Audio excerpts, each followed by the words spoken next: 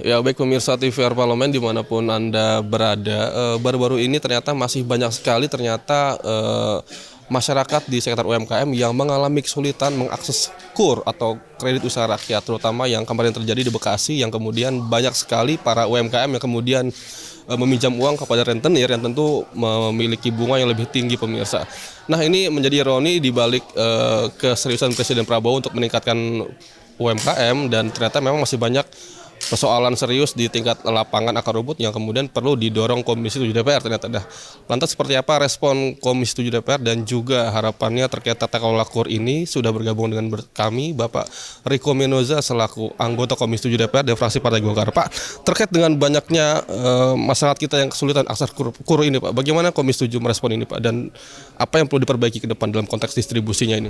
Saya kira kan kemarin sudah salah satu rapat kerja dengan Menteri UMKM, kita juga sudah menyampaikan mereka juga akan menindaklanjuti kepada Himbara ya, karena kita tahu Himbara ini kan sekarang sudah tidak lagi badan yang di bawah Kementerian BUMN, tapi mereka sudah diambil alih oleh Danantara. Nah, tentu dari semua bank-bank yang dimiliki oleh pemerintah ini tidak semuanya yang memiliki aksesibilitas yang bagus, terutama menyangkut masalah pinjaman-pinjaman KUR ini kepada masyarakat. Jadi ini juga menjadi perhatian kita juga, termasuk saya juga mendapatkan beberapa keluhan masyarakat dalam hal pinjaman-pinjaman KUR yang dijanjikan tanda kutip oleh pemerintah memberikan kemudahan termasuk 100 juta rupiah tanpa jaminan. Nah ini pelaksanaannya belum sepenuhnya seperti itu. Jadi ini menjadi tugas kita mendorong pemerintah untuk bagaimana komitmen yang diberikan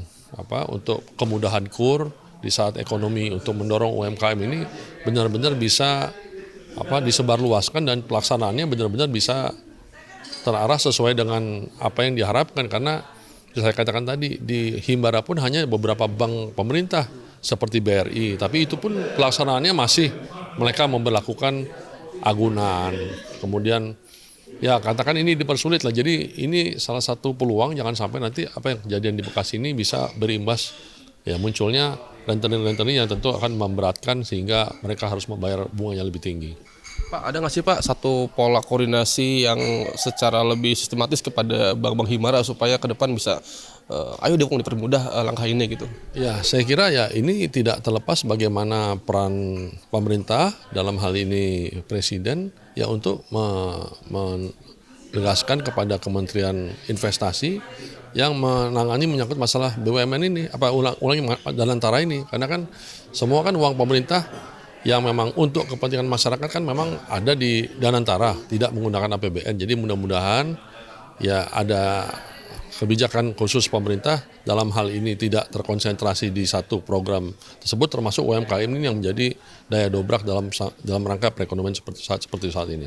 Pak, terus Pak, ada nggak sih langkah sosialisasi kepada UMKM supaya mereka bisa teredukasi gitu? Karena kalau kita lihat kan ini mereka minjamnya kepada rentenir dan itu sangat rawan terhadap berbagai macam jeratan bunga gitu. Ada nggak satu pola sosialisasi yang perlu digalakan Komisi 7 Pak? Saya kira itu termasuk salah satu tugas kita, wakil rakyat, yang kita juga memiliki program-program ke masyarakat yang juga salah satunya juga diprakarsai oleh Kementerian BUMN. Itu juga salah satu kita mensiarkan bagaimana UMKM ini melalui kementerian yang anggarannya melalui Danantara ini bisa mendapatkan pinjaman yang bahkan tidak hanya pinjaman, termasuk kredit-kredit yang bermasalah yang sudah menunggak ini beberapa nilainya itu akan dihapuskan. Jadi mudah-mudahan ini upaya-upaya juga tidak hanya tugas pemerintah, tapi kita juga yang di DPR ini juga menyampaikan hal tersebut.